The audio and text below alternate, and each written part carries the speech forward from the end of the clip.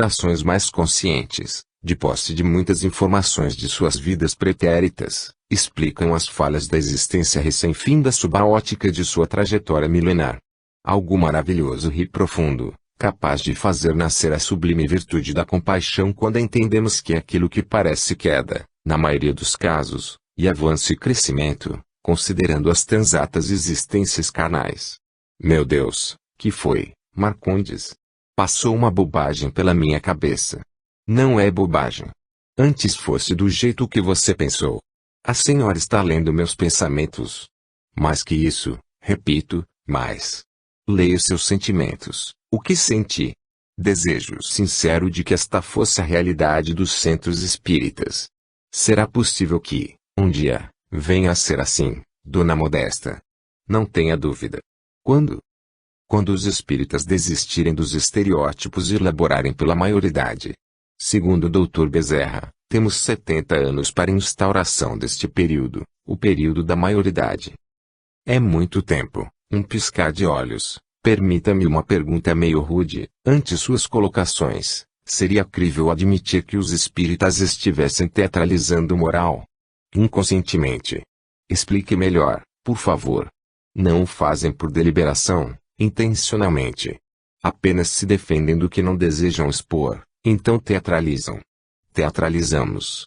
Não me incluo nessa postura. Não se inclui por pura ausência de lucidez quanto a seu mundo subjetivo. O que a senhora quer dizer? Falou meio irritado o velho dirigente Marcondes. Que dificilmente alguém escapa de encenar virtude em nosso meio, amigo querido. Faz parte das etapas de avanço. Primeiro, os germens da reforma íntima fermentam longamente nos escaldantes caldeirões da intelectualidade. Somente depois, bem depois, é que se inicia uma metamorfose nos escaninhos do coração, no qual, definitivamente, processa-se a reforma autêntica, a conquista do self. Para cada um, esse tempo é diferente. Diante do exposto, poderíamos denominar o irmão Jânio como um protestante espírita, pastor espírita. Assusta-lhe a nomenclatura. É a pureza novamente, não é, Marcondes? Para mim, existe um só tipo de espírita. E os outros podem se dizer espíritas, mas não são. Qual seu conceito do verdadeiro espírita? O de Kardec? Aquele que se esforça para domar suas más tendências. E se o pastor Jânio estiver enquadrado nessa condição? Mas ele não é um evangélico. Evangélico e verdadeiro espírita, segundo a conceituação kardeciana. Como ficamos? Ainda assim, o que ele acredita ou sabe sobre mediunidade, reencarnação e os fundamentos espíritas? Kardec não fala que se reconhece o verdadeiro espírita por acreditar nos fundamentos espíritas. Está subentendido na fala do codificador, evidentemente, que ele se refere a quem crê.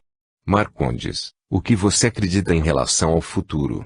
Teremos homens espíritas, ou homens de bem. O espiritismo é a revelação da verdade. O homem terá que adotá-la inevitavelmente. Nem por isso todos vão ter de se tornarem espíritas. Concorda? Discordo. Mais cedo ou mais tarde, terão de se tornarem espíritas. Você não acha que seria mais razoável pensar que todos adotarão os fundamentos da doutrina, mas cada qual conforme sua cultura e designação religiosa? Isso seria desfigurar o espiritismo em sua pureza. E qual a pureza do espiritismo? A que foi dada por Kardec? Kardec fez o espiritismo possível em seu tempo. Sem retirar-lhe a condição de missionário da nova era, o codificador foi um homem de seu tempo, sujeito à cultura de sua nação. Veja que os próprios livros da codificação contêm larga influência da corrente positivista e mesmo da Igreja. Conquanto tenha sido um investigador incomparável, esteve submisso, como não poderia ser diferente, ao caldo cultural de sua época. Vindo para o Brasil, a doutrina assimilou, por sua vez, os traços religiosos e sociais do nosso país. O que a senhora quer dizer com isso? Que o espiritismo chamado de puro é uma criação da cabeça humana, tomada pelo preconceito, e que os espíritas de hoje são um novelo cultural católico, um fenômeno social e histórico. As práticas e conceitos doutrinários foram talhados pelo arcabouço milenar do homem religioso. Não, Dona Modesta. Desculpe-me a interferência. A senhora está exagerando e misturando as coisas.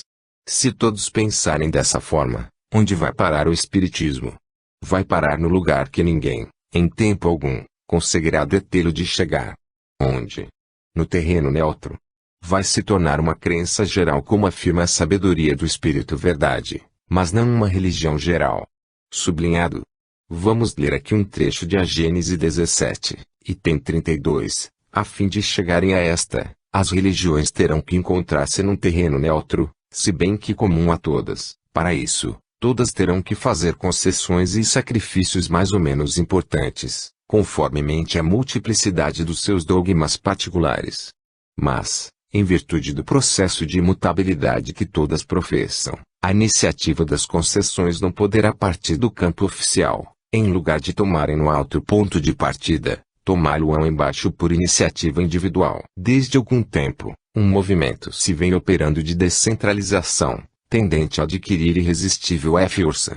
O princípio da imutabilidade, que as religiões hão sempre considerado uma égide conservadora, tornar-se-á elemento de destruição, dado que, imobilizando-se, ao passo que a sociedade caminha para frente, os cultos serão ultrapassados e depois absorvidos pela corrente das ideias de progressão. Como interpretar esse trecho? O Espiritismo não cria renovação social e nem incute espiritualidade no povo. A Terra avança paulatinamente para a maioridade na busca da noção abrangente de civilização. Essa maioridade humana requer uma doutrina tão clara quanto o Espiritismo. As pessoas se espiritualizam com ou sem o Espiritismo. Suponhamos que seja como a senhora diz. E se eu quiser continuar espírita conforme o conceito que tenho de verdadeiro Espiritismo? É um direito que lhe cabe. Contudo, entenda que não é verdadeiro para todos. Não será o caminho adotado pela maioria ante o inexequível fenômeno mundial de espiritualização. O seu conceito de pureza é parte nessa diversidade. Merece ser acatado como parte de um todo. Falando assim, sinto um enorme desânimo para com o trabalho dos unificadores, do esforço que fazem milhares de homens pelo bem da doutrina. Essa questão. O bem da doutrina. O homem realiza o que pode de melhor no seu conceito pela causa, pela doutrina. No entanto, esquece que ela defende e prega o amor incondicional ao semelhante. Ama-se a doutrina e desama o alvo central dela própria. Uma incoerência que precisa ser corrigida. Isso me causa uma terrível insegurança. Em relação a quê? Aos exageros doutrinários, por exemplo, nesse enfoque, logo teremos espíritas católicos, espíritas umbandistas, não. Já temos. Além deles, começam a surgir os espíritas psicólogos, espíritas artistas, espíritas administradores, espíritas ocasionais e outros tantos. E como fica essa situação? De espíritas, eles só têm o nome. Como disse a senhora, são ocasionais. São espíritas em parte, ou seja, naquilo que lhes diz respeito. Explique melhor. O caso do psicólogo que se diz espírita, porque usa alguns conceitos espíritas em seu trabalho, podemos considerá-lo espírita. Sem dúvida. Ah, Dona Modesta, debochou o dirigente, não consigo aceitar isso nunca. Só porque um psicólogo ou um umbandista utiliza alguns conceitos espíritas, dizerem-se espíritas. É demais, porque demais. E onde fica a vivência dos princípios? Quão distantes não estão do que propõe o Espiritismo? E o que propõe o Espiritismo? A reforma, a melhora, a ética do bem. Analisado dessa forma, pode-se fazer uma pergunta: como se encontram os que se dizem verdadeiros espíritas em relação a essa reforma, a essa melhora, a essa ética do bem? Fazendo o melhor que podem para honrá-la dentro dos centros espíritas, firmes na tarefa. Mas com as mesmas lutas de todo ser humano, concorda? Concordo. E o que tem isso a ver? Tem a ver que cada qual dará o passo possível em direção a essa melhora, e não se surpreenda de encontrar por aqui alguns homens como o pastor Jânio, que jamais ouviram falar em espiritismo e oferecem testemunhos como o que você ouviu aqui. No entanto, encontram-se melhores que muitos espíritas nesse conceito defendido por você. O maior problema do cristianismo primitivo foi ter banido o amor de suas relações. Se usasse hierarquia e ritual, mas amasse, a senhora está pregando um espiritismo ritualizado em nome do amor. Sou a favor do amor acima de quaisquer conotações filosóficas e religiosas. E os conceitos doutrinários, como ficarão nesse caso? São irretocáveis, desde que os vivamos em espírito e verdade. O amor é o centro de convergência de todos os fundamentos espíritas. Se advogarmos os princípios sem exemplos de amor legítimo, estaremos vivendo o processo chamado institucionalização, isto é, o aprisionamento de sentimentos em detrimento das convicções. Essa atitude conduz ao desamor. E uma das suas mais viris manifestações chama-se indiferença, isto é, a ação emocional de quem não pretende interagir com os diferentes e suas diferenças. E o modelo criado pelos unificadores, pelo esforço de Bezerra de Menezes, cuja história se confunde com as nascentes do espiritismo brasileiro. O modelo inicial foi necessário. O problema é torná-lo modelo definitivo. O próprio Dr. Bezerra tem visão clara sobre as necessidades do momento, sendo ele próprio o mentor desta nova etapa das ideias espíritas para o mundo. Acordos e iniciativas conjuntas com condutores espirituais de diversas nações são celebrados constantemente. Há um clamor desses corações que amparam as nações da Terra no intuito de que as vertentes filosóficas do Espiritismo alcancem o território sob seus auspícios. Posso fazer mais uma pergunta atrevida? Adoro perguntas atrevidas. A senhora acabou de ler um trecho da codificação. Aqui mesmo no hospital, já os vi em pleno uso nas diversas mesas de estudo. O que a senhora pensa dos livros de Kardec? São como uma boia. Uma boia? Para que serve uma boia? Indagou Dona Modesta em atitude professoral. Uma boia é apoio a quem não sabe nadar, nesse caso, sob aspecto espiritual, a humanidade inteira precisa dela. Precisam até que aprendam a nadar e singrar mares desconhecidos com esforço pessoal. Quero dizer que há muito por se desvendar.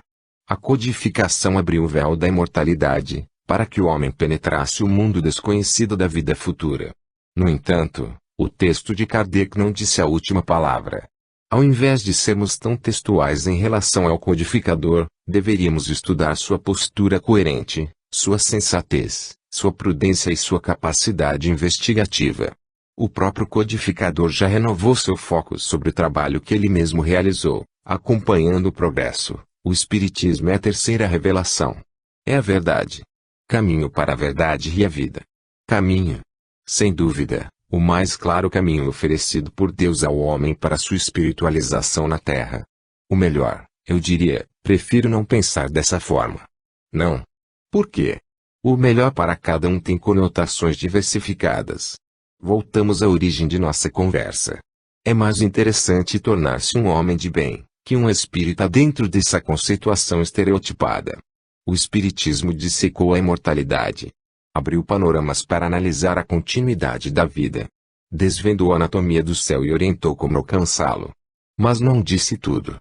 Pequena ponta do imenso véu está aberta pela sabedoria dos ensinos espíritas.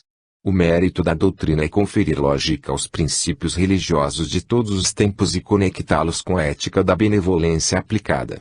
Indiscutivelmente, sem quaisquer reducionismos, o triunfo da doutrina não foi somente o de reafirmar a imortalidade, um princípio já consagrado em várias culturas, mas sim o de dissecar esse tema, esquadrinhando a anatomia da morte, conferindo-lhe caráter comportamental. A lógica adveio da experimentação, e a ética sobressaiu dessa como sendo a alma das ideias espíritas. A lógica ilumina a razão para a conquista de uma fé racional, e a ética impulsiona o ser para a adoção dos caminhos libertadores rumo à consciência divina de nós mesmos. Confesso que a argumentação da senhora balança meus conceitos.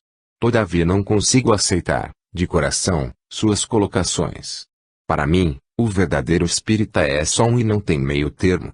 O verdadeiro espírita é aquele que está na comunidade, seguindo os preceitos de Kardec.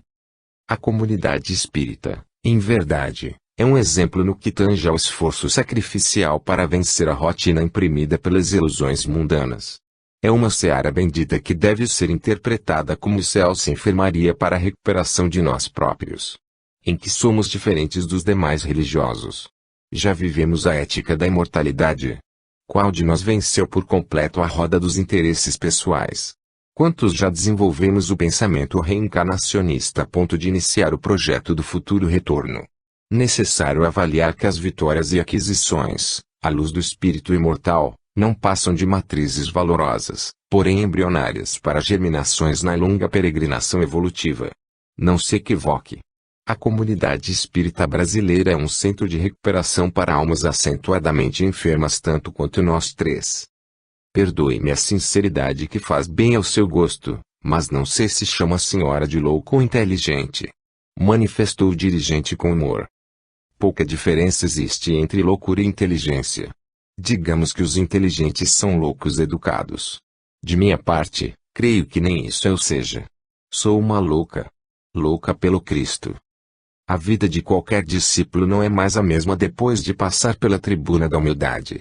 A tarefa criada por Dona Maria Modesto Cravo, sob a aprovação de nosso diretor, alcança índices gloriosos na libertação de almas aprisionadas às suas próprias mentiras. Qual de nós não terá que subir a essa tribuna ao longo do espinhoso caminho da desilusão? 24. Geração solidária. Não se deve entender que por meio dessa imigração de espíritos sejam expulsos da terra e relegados para mundos inferiores todos os espíritos retardatários. Muitos, ao contrário, aí voltarão, porquanto muitos aqui o são porque cederam ao arrastamento das circunstâncias e do exemplo.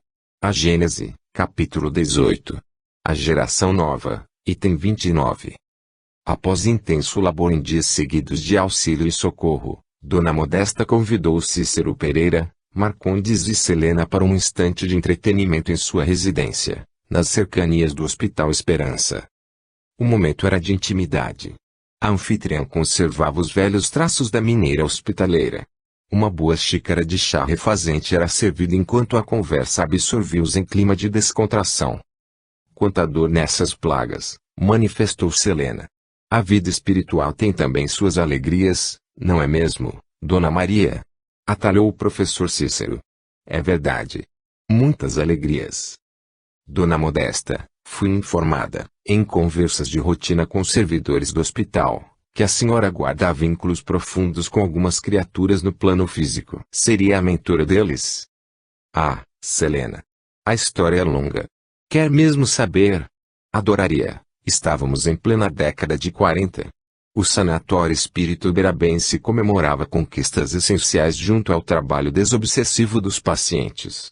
Inácio, na condição de médico humanitário investigador, sob tutela de Eurípedes que se valia de minhas faculdades sensitivas, desenvolvia métodos de recuperação jamais imaginados. Nossas reuniões de intercâmbio obedeciam ao critério da espontaneidade. Que saudades desse tempo inesquecível!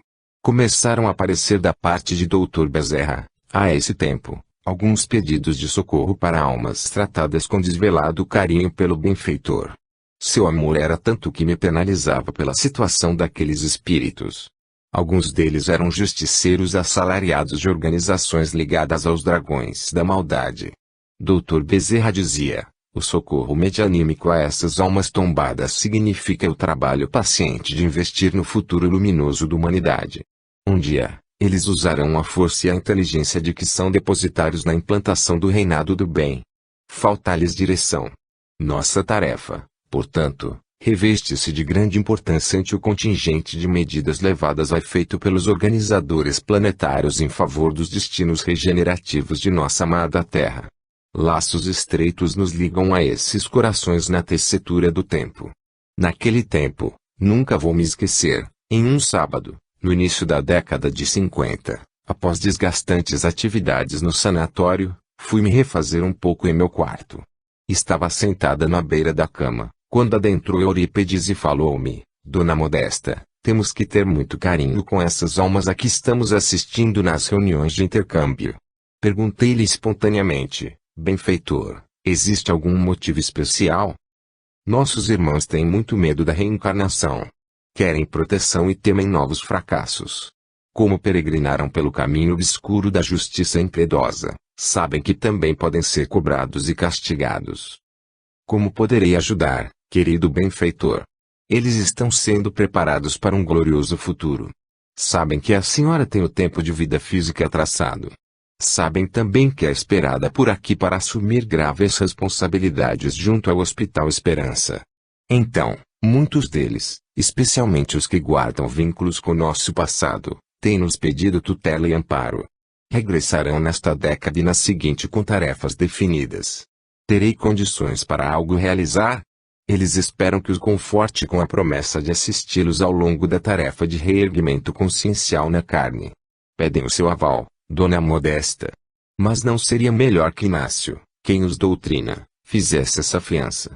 Ou mesmo você, meu benfeitor, que já se encontra liberto do corpo e dando-lhes todo carinho. Eles sentem o seu amor de mãe. Querem a senhora e têm o nosso consentimento. E o que preciso fazer para que possam acreditar que vou ampará-los? Regressaremos com muitos deles nas reuniões para o diálogo promotor dessas promessas de luz. Mas poderei saber a razão de tão carinhosa manifestação de carinho de Dr. Bezerra com esses corações? Eles retornam como lírios de esperança, colhidos e preparados pelo paladino do amor, com missões junto à obra redentora do Cristo. Querido benfeitor, com tantas lutas e sentimentos como podem ser mensageiros do Cristo, trazem o coração encharcado de culpas e dores, entretanto são almas valorosas pelas disposições comunitárias que apresentam em suas inúmeras trajetórias carnais. Dona Modesta, para que possa entender como Deus assiste almas desse porte moral, estude o belíssimo texto A Geração Nova contido em A Gênese de Allan Kardec.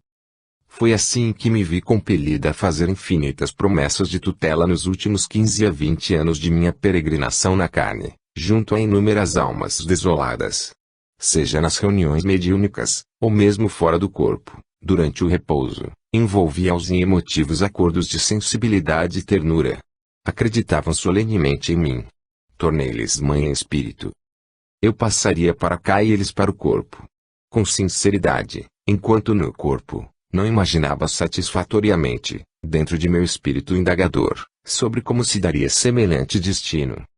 Desencarnei, e uma das primeiras iniciativas de Dr. Bezerra foi dizer-me que precisava de conhecer meus filhos adotivos na Terra, que foram atendidos pelas minhas faculdades mediúnicas. Tinham entre 2 a 15 anos de vida física. Lembro-me que a primeira criança visitada era ainda uma menina muito clara. Ao vê-la, chorei copiosamente sem saber exatamente a razão. Visitei um a um. Eram quase 30.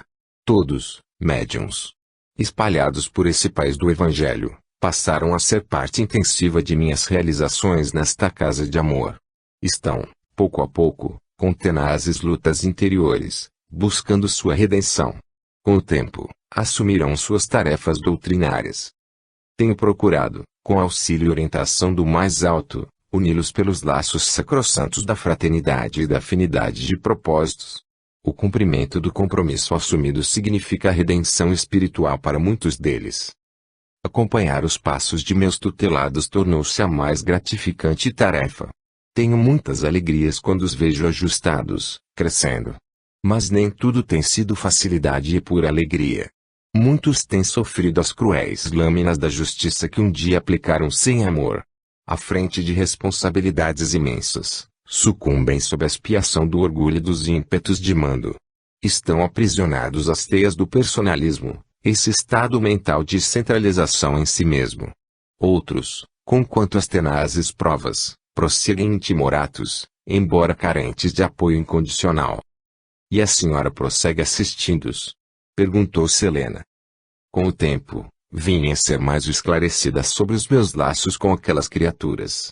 Além de eles do pretérito, faziam parte do grupo de escolhidos por Dr. Bezerra para compor a geração solidária. O compromisso é mais amplo que eu mesma podia supor. A história sensibilizava Selena e Marcondes.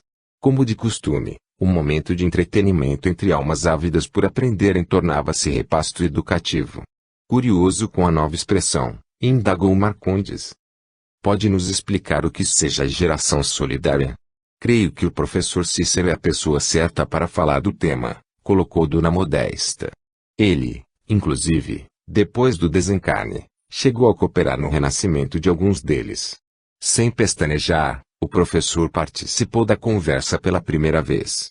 Em razão da índole mental dos que organizaram o movimento espírita brasileiro, Dr. Bezerra, antecipando medidas preventivas contra o excesso institucional, em plena década de 40, iniciou os preparativos para reencarnar 80 líderes com tarefas definidas junto à coletividade doutrinária. A geração solidária tem esse nome, porque a solidariedade indistinta, acima de quaisquer preconceitos ou bandeiras, seria o traço moral marcante desse grupo. Somente os solidários constroem a benevolência efetiva.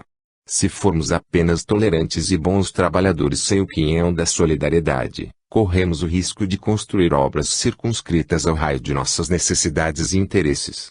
A solidariedade é composta pelo exercício da inteligência, da ação sacrificial e do desprendimento.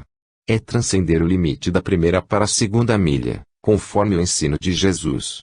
Seriam, portanto, os arejadores, aqueles que fomentam o oxigênio ante os rigores das convenções, capazes de asfixiar os melhores programas de elevação e progresso. Seriam então preparados diretamente por Dr. Bezerra. Manifestou o dirigente. Um grupo de educadores, ligados ao coração de Eurípides Barçanufo, passaram a ser os preceptores do projeto, tendo à frente Cominius, almas de elevada estirpe moral, que prepararam os 80 líderes com as mais legítimas noções da educação pelo coração, acendendo a chama da aspiração de um porvir redentor para todos eles. Até hoje, continuam velando pelos passos de nossos irmãos. Devidamente orientados, os 80 servidores foram incumbidos de romper com os limites, ampliando os horizontes das áreas a que cada qual ficou responsável. Ampliariam conceitos e trabalhariam com intuitos renovadores na comunidade doutrinária. Atuariam em quais áreas? 30 deles, com programas na mediunidade, cuja missão seria dilatar a noção sobre a interação das sociedades física e espiritual, culminando em uma visão mais realista e multifacetada da vida extrafísica. Outros 30 seriam os expoentes da cultura, pensadores com a missão de fertilizarem a gleba com visão pluralista, rica de diversidade, cujos conceitos dilatassem a fé racional, dissolvendo o dogmatismo e o preconceito. E 20 operários para a fundação de institutos com os traços organizacionais de cidadania espírita, uma interação de conhecimentos e um campo de trocas para alavancar o progresso social. A geração solidária tem por missão corroborar com a implantação do período social do Espiritismo previsto por Allan Kardec na Revista Espírita, em novembro de 1869. A esses 80 corações foi entregue a santificada oportunidade de edificarem os pilares para o tempo da maioridade na coletividade doutrinária. Conseguirão mudar, sozinhos, a feição do movimento. Apenas 80 pessoas? São 80 mentes com grande poder de influência e formação de opinião. Entretanto, em torno deles, estende-se uma cadeia de milhares de corações ligados pelos laços de cooperação e afinidade. Eles serão apenas os detonadores das referências de transição entre um tempo de mutações céleres e necessárias do conhecimento espírita. Esses 80 arautos estimularão, em tese, a renovação dos modelos institucionais, das práticas doutrinárias e do perfil moral do verdadeiro homem de bem. Alargarão horizontes e referências éticas para a comunidade no iniciar do milênio, focadas no trabalho em equipe e no compromisso com a causa, e não com a casa. Apesar das lutas que carregam, poderíamos considerá-los missionários. São almas com experiências sucessivas nas áreas em que assumiram compromisso. Os médiuns são corações que já estagiaram nas furnas da maldade, guardando em seu psiquismo uma clara ideia das movimentações da perversidade. Dotados de larga resistência mental, serão sementes de serviços socorristas complexos na criação de novos modelos de relação espiritual. Os pensadores são os corações que desenvolveram a arte de comunicar ideias novas conectadas à base universalista do espiritismo, convergindo a ação espírita para uma relação sadia e uma ética de cidadania com a sociedade. O grupo dos dirigentes é composto por almas que dominam larga habilidade para a criação de novos modelos de trabalho e ação cooperativa em rede. Quer dizer que reencarnaram na década de 40. Voltou a participar Selena. Alguns nos fins de 40 e, a maioria, na década de 50. Esses 80 líderes poderão falhar? São cartas vivas de esperança a serviço da obra redentora do Cristo. São as sementes férteis de novos tempos. Virão depois os cultivadores, os arautos de uma nova civilização no campo social. Existem chances enormes de se desviarem, entretanto o contingente de dor e amargura experimentado nos sucessivos fracassos de outras tentativas, ser-lhes-ão esteio seguro e promissor. Além disso, pela envergadura da tarefa ao que se submetem, serão alvo de muito amparo, tendo em vista a natureza árdua de suas missões. E como estão hoje? Pouco mais de 20% cumprem suas tarefas a contento. 60% estão inseguros sobre os rumos a tomarem suas atividades ante as ameaças do tradicionalismo. E quase 20% já desistiram totalmente. Muitos dirigentes renderam-se ao comodismo. Alguns médiuns entregaram-se ao interesse pessoal, e quase todos os pensadores transformaram-se em rigorosos juízes da seara com sua habilidade de enxergar. Em tese, excetuando os que se mantiveram fiéis, os demais se fascinaram com as sugestões do cansaço e da excessiva capacidade de filosofar e questionar sem realizar. Meu Deus! Então 20% desistiram. Mas como pode ser? Não foram tão preparados por Bezerra. Suas ideias, amigo querido, refletem o espírito de menor esforço, uma ilusão comum à maioria dos seguidores do Cristo. Somente estudando com atenção o capítulo evangélico de Maria de Magdala, encontraremos entendimento preciso sobre quem são os trabalhadores da última hora. Esses 20% não desistiram por simples opção. Em verdade, sequer chegaram a ter consciência da missão que lhes estava destinada. Sequer imaginavam quanto os seus depositaram sobre seus ombros. Não foram então avisados. Diz o Evangelho segundo o Espiritismo, no capítulo 21, item 9, outra consideração: os verdadeiros missionários de Deus ignoram-se a si mesmos, em sua maior parte, desempenham a missão a que foram chamados pela força do gênio que possuem, secundado pelo poder oculto que os inspira e dirige a seu mau grado, mas sem desígnio premeditado. Numa palavra, os verdadeiros profetas se revelam por seus atos, são adivinhados, ao passo que os falsos profetas se dão, eles próprios, como enviados de Deus. O primeiro é humilde e modesto, o segundo, orgulhoso e cheio de si, fala com altivez e, como todos os mendazes, parece sempre temeroso de que não lhe deem crédito. Portanto, uma missão verdadeira nunca é revelada. É descoberta. É construída. Somente agora, depois do esforço sacrificial de quantos se mantêm firmes na empreitada, convém-nos dar notícias ao mundo físico sobre tal assunto, considerando a extensão das responsabilidades assumidas por esses arautos da diversidade. Esses 80 homens e mulheres estão em plena maturidade das forças físicas. Essa boa nova a chegar-lhes a como estímulo renovador e confirmação oportuna aos roteiros luminosos que escolheram para suas existências. Não lhes incensará a vaidade. Para os decididos a servir, será visto como responsabilidade adicional. Para os indecisos, será um incômodo educativo. Para os desistentes, um alerta recuperativo. E, ficou constrangido o aprendiz. Pode indagar à vontade, Marcondes. Não tenha receios da curiosidade inútil.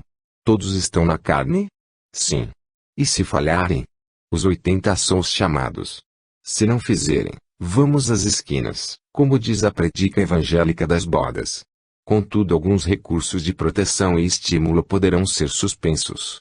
E qual o objetivo de serem retirados esses recursos? Deixarem os irmãos na carne colherem o fruto amargo da inconsciência com o qual aprenderão a melhor cuidarem dos tesouros celestes. Não será um ato de covardia e abandono. Interveio Marcondes um tanto alterado. Amigo querido, a misericórdia não pode incentivar a proliferação do joio na leira divina quando chega o instante inevitável da cefa. Se ela atua incessante, ainda que abunando falhas e desajustes humanos, é porque, ao lado do joio nocivo, emergem lentamente as sementes viçosas de trigo. Porém, se as sementes promissoras, por algum motivo, deixam de ser lançadas na cova fria do sacrifício, para oferecer o fruto desejável, então o senhor da vinha deve tomar medidas para não perder sua colheita de esperança e paz. Tocada pela resposta, Selena questionou: as missões de nossos companheiros permanecerão sempre restritas às áreas específicas? Nem sempre. Alguns deles, devido ao ímpeto de servir e aprender, poderão estagiar nos 3 campos distintos, sendo que serão mais hábeis, em particular, naquele que foram mais bem preparados. Encontraremos, por exemplo, médiuns que serão difusores da cultura nova, podendo vir a ampliar sua esfera de ação na fundação de institutos de cidadania. Quando serão preparadas novas missões para o movimento espírita? Minha filha, Todos os dias são preparados mentes e corações pelo Espírito Verdade para servirem em sua obra. Não imagine a geração solidária como um acontecimento isolado de importância histórica incomparável. Então Dr. Bezerra já preparou outros missionários. Não somente ele, mas todos os servidores do amor incondicional não cessam em medidas pela implantação do bem na Terra. A geração solidária foi apenas a primeira leva coletiva de espíritos, que fizeram seu projeto reencarnatório a partir de uma missão delineada, integralmente, dentro do Hospital Esperança. Após quase uma década de funcionamento, já que foi criado, no iniciar da década de 30, os trabalhos foram se especializando a ponto de constituir um núcleo avançado de reencarnações, conquanto não seja sua especialidade. Dr. Bezerra solicitou a Eurípedes ajuda para a comunidade espírita nos idos de 1940. Eurípedes resgatou e preparou, pessoalmente, os 80. Depois deles, já tivemos milhares de almas com renascimento corpóreo programado nesta casa, sob tutela de nosso diretor. Todos no meio espírita. A maioria.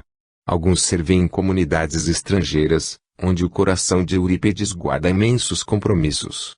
Pode me dar uma ideia? Na Grécia e na Abissínia. Apesar de não serem missionários, creio que esse grupo tem alguma qualidade em comum para terem sido escolhidos. Concorda, professor? Interveio novamente o ex-dirigente goiano. Concordo.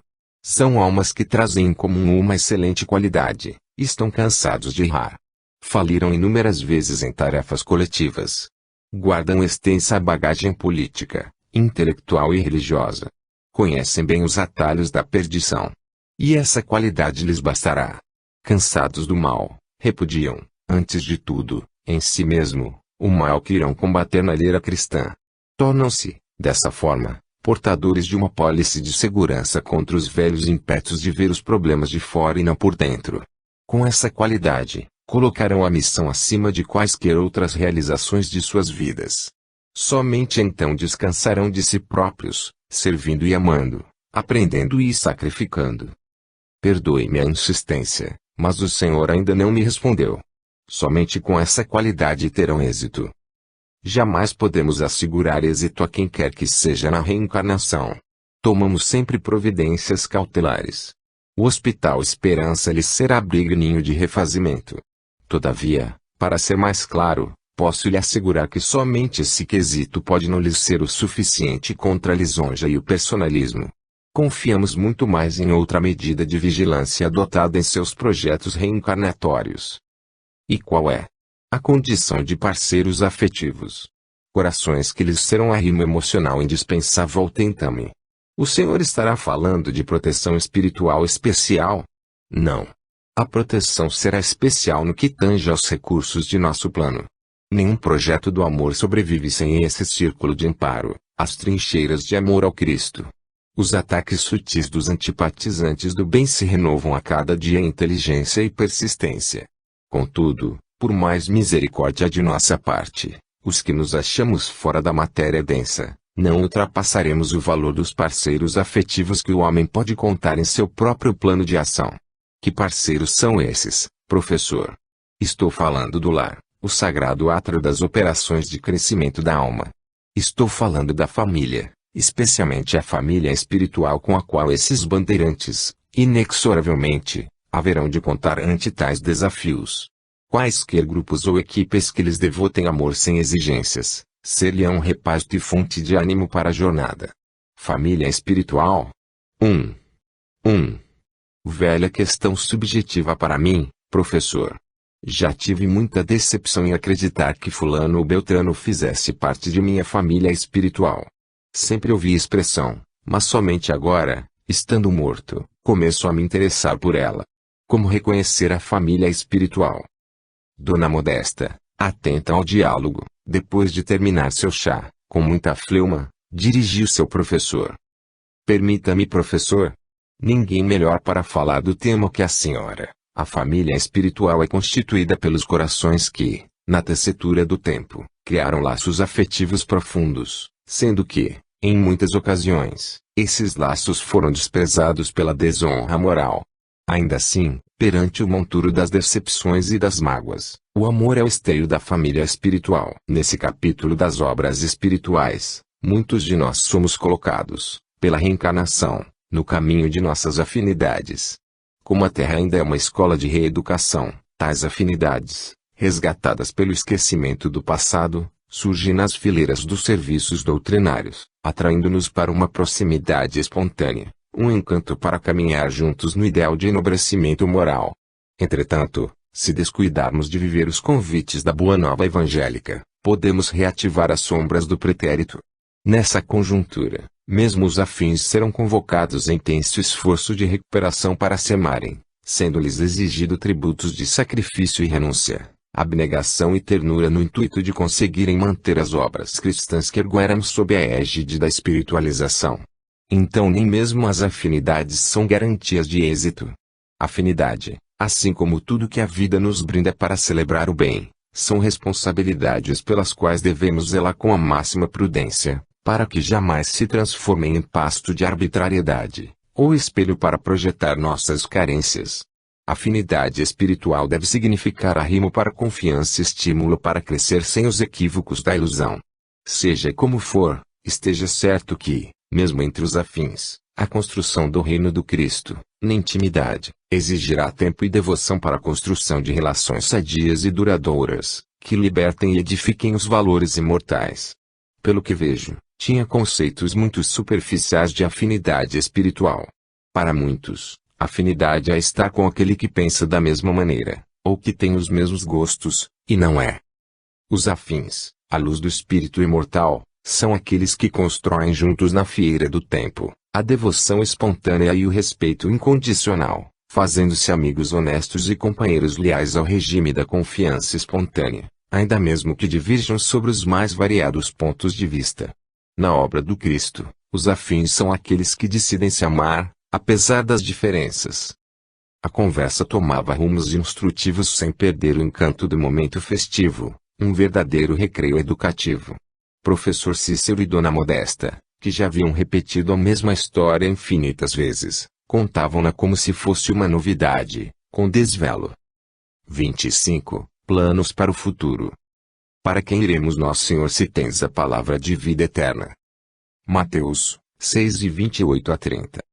Chegara o dia da reunião com Dona Modesta. Seriam discutidos o destino e traçadas metas para Selena e Marcondes. Ao todo, haviam passado 6 meses de permanência com nossos amigos na casa de Eurípedes, como é chamado, por muitos, o Hospital Esperança. Marcondes e Selena concluíram uma síntese de sua pregressa reencarnação. Apesar dos percalços naturais, com espantosa rapidez, adaptaram-se à rotina dos serviços enobrecedores.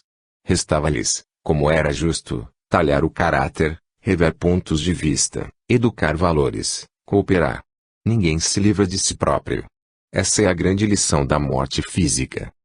Os dramas conscienciais, os impulsos, as enfermidades morais, persistem além túmulo. A boa vontade e a alegria de servir a uma das tarefas doutrinárias, atraem proteção e misericórdia. Contudo, a alforria mental é galgada por quantos se entregam ao afanoso trabalho de crescimento interior. Nem sempre a contenção de impulsos conduz à transformação. Nem sempre a atividade doutrinária significa a libertação. Assim como nem sempre a experiência do conhecimento adiciona paz e serenidade.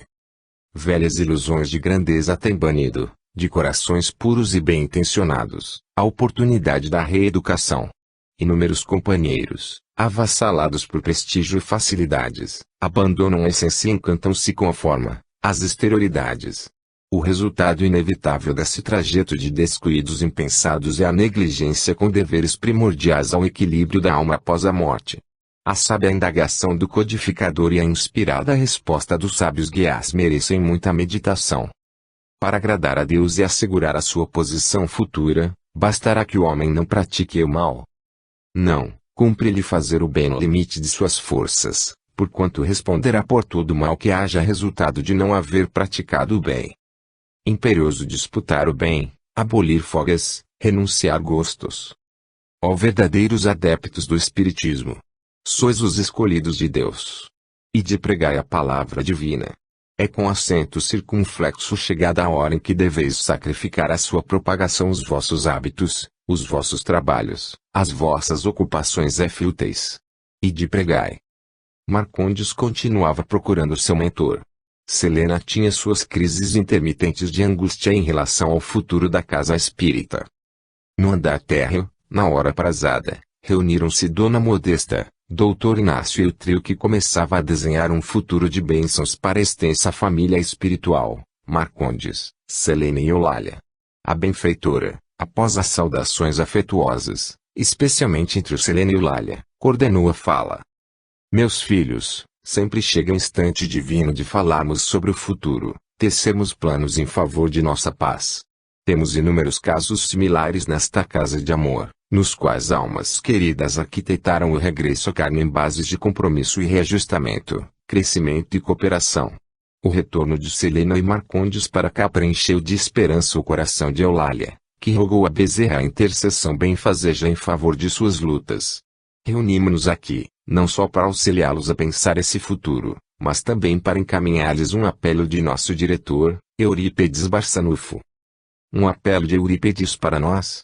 É algo grave assim? Expressou Marcondes. Estamos reunindo informações sobre vários casos do Hospital Esperança para enviá-las aos homens. Eurípedes fez um convite aos administradores da casa nesse sentido. Compulsando os arquivos do pavilhão Judas Iscariotes, sob nossa tutela, gostaríamos de destinar a história de vocês, com urgência, ao plano físico, no formato de um livro mediúnico. Vocês nos permitem? Dona Modesta. O que há de tão sério em nossa história para ser motivo de livro? Questionou Selena. Sua pergunta é muito feliz, Selena. É exatamente por não ter nada de tão extraordinário, assim que julgamos ser um relato oportuno aos irmãos de ideal. Lutas e frustrações pertinentes expressiva à maioria de nós, apenas isso. Nada tão sério, apenas os descuidos do caminho, suficientes, como todos sabemos, para causar-nos dor e decepção, angústia e aflição. Imagina-se entre os confrades de ideal que, tornam-se necessárias atitudes trágicas, para colher os espinhos da infelicidade nestas plagas. Temos catalogado, nos alfarrábios de Inácio, o escriba do pavilhão, caçoou Dona Modesta mais de 700 histórias, entre as quais, pelo menos 400 constituem uma casuística única, ou seja, ainda não revelada ao mundo físico pela literatura mediúnica. Queira Deus que os médiuns tenham fôlego e coragem para suportarem as refregas e nos ensejarem a bênção de remetê-las aos homens. Inácio prepara o médium de Uberaba para seu primeiro ensaio neste sentido. Já sei até o título que darei à obra, interveio o médico. E qual será, doutor? Indagou o curioso ex-dirigente goiano. Sob as cinzas do tempo. De que trata? O resgate de Torquemada, quando Modesta e eu nos encontrávamos ainda encarnados no sanatório espírita uberabense. Dessa maneira, continuou Dona Modesta, conto com a colaboração de vocês. Além disso, temos anotações nas fichas de Marcondes e Selena que falam de aspirações novas. O professor relata, e tomou de uma pequena folha de anotações, que Marcondes mostrou sensibilidade com os dramas do segundo andar e interesse em visitar os médiuns no plano físico que passaram pela sua direção. Selena, após o ciclo de estudos junto a Odilon Fernandes, está muito empenhada em auxiliar o Centro Espírita Paulo Estevão na recondução de suas atividades espirituais. Não faltará trabalho. Tomaremos as providências pelo bem de todos. Quanto a Eulália, ela prepara seu retorno ao corpo. Logicamente, por essa razão, precisaremos de que alguém ocupe seu labor na Câmara dos Ovoides.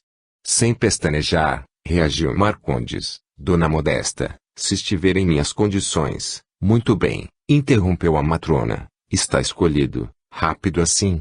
Riram todos da forma como foi resolvida a questão. Apenas um ponto necessita ser acertado entre nós.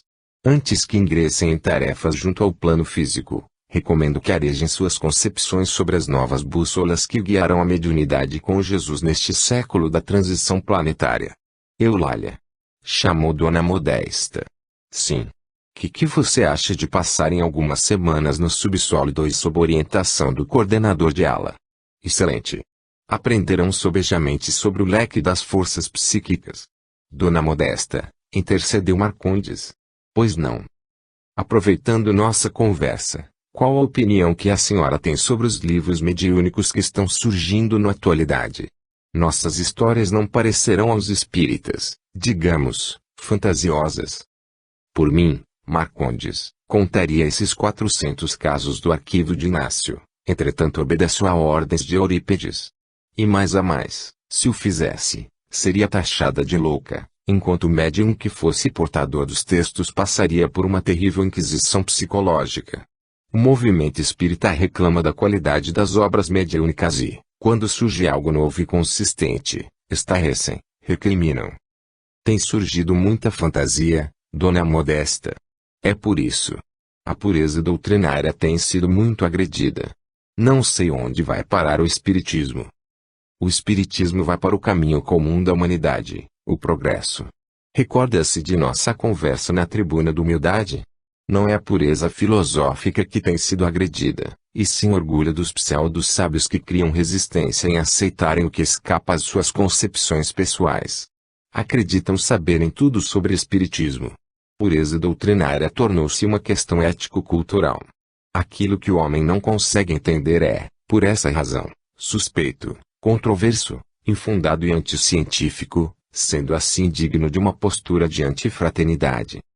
O assunto é complexo, tão complexo, Marcondes, que inúmeros companheiros espíritas, depois do desencarne, mesmo vendo a realidade a olhos nus, ainda suspeitam estarem sendo vítimas de uma mistificação no mundo espiritual. Querem pureza doutrinária até mesmo com a obra do Criador.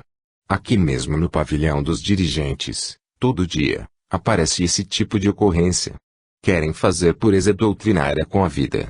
Não aceitam técnicas, ideias e práticas, alegando que não são doutrinárias. E quando nos olham, sentem-se inseguros e nos veem com cara de mistificadores. Eu ainda me sinto assim, Dona Modesta. E quando ouço colocações enfáticas da senhora, fico mais inseguro. Enfáticas. Você ainda não viu nada, atalhou Doutor Inácio, zombando. Posso ser sincero? Franqueza é virtude, meu filho. Fale o que pensa, redarguiu Dona Modesta. Não estaria havendo um problema de filtragem com os médiuns? Uma obsessão coletiva para descaracterizar o espiritismo? Agora sou eu quem diz, esse é um assunto complexo. Os médiuns são depositários de imensa responsabilidade. São canais de esperança dos céus para a terra. Envergam sobre os ombros a condição exarada por Paulo, tesouros em vasos de barro.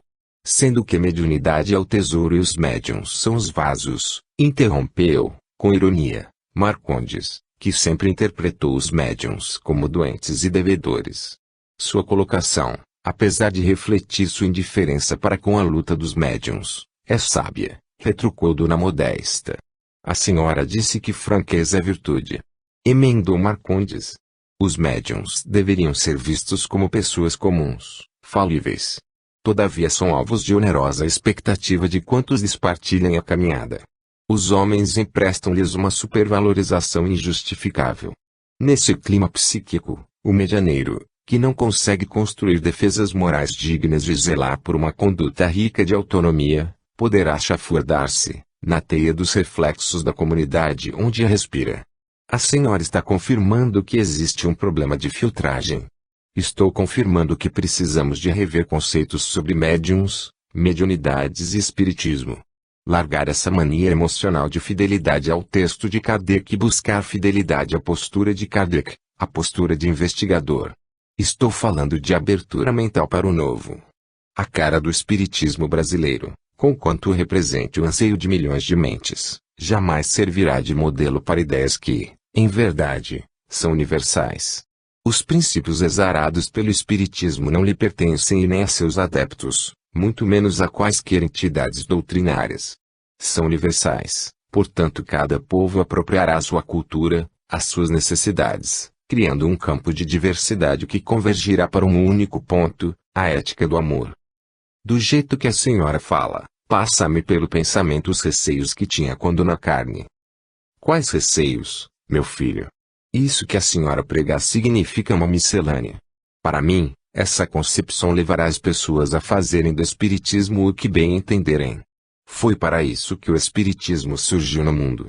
Para que o homem o absorva dentro de suas possibilidades e de conformidade com suas crenças e cultura. Então a senhora prega um sincretismo com as ideias espíritas.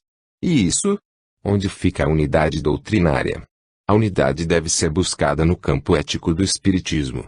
Quanto à interpretação de seus princípios e práticas, meu caro, não tenha dúvidas, jamais haverá unidade.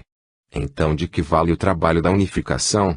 Para que o trabalho de tantos médiuns e líderes que soaram por uma identidade espírita. Nesta diversidade, meu filho, devemos incluir, como ponto desta mesma diversidade, a característica do espiritismo brasileiro.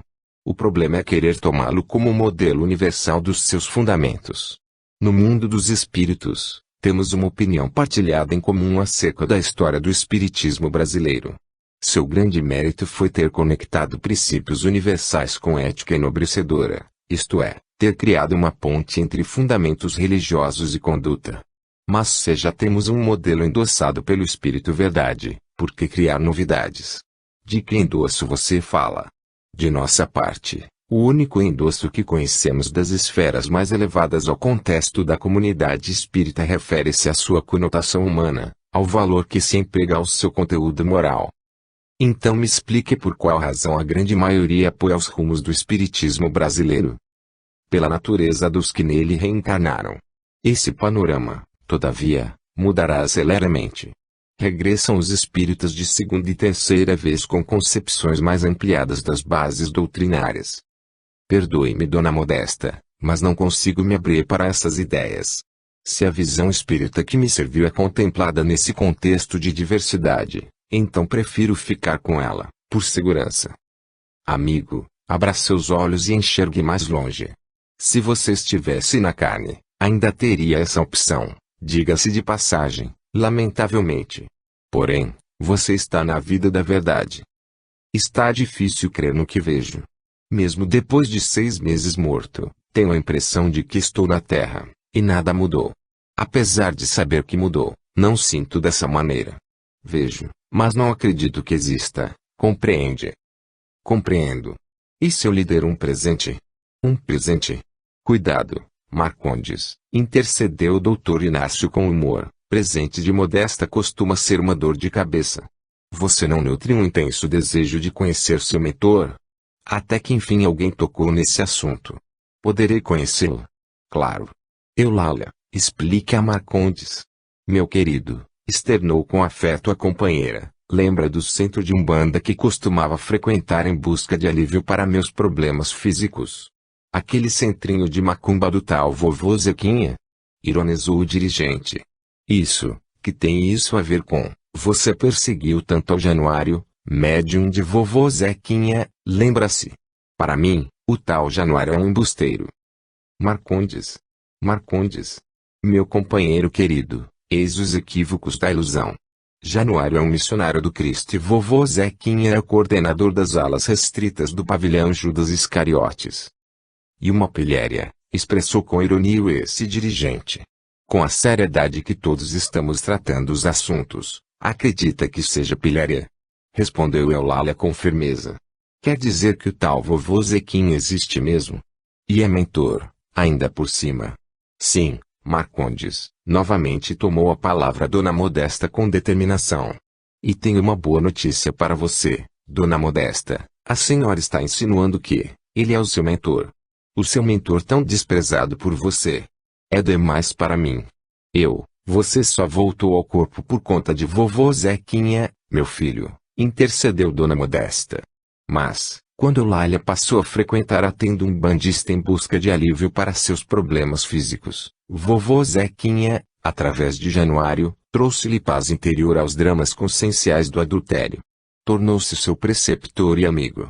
Januário, igualmente, médium de rara sensibilidade afetiva, acolheu Eulália com esmerada atenção.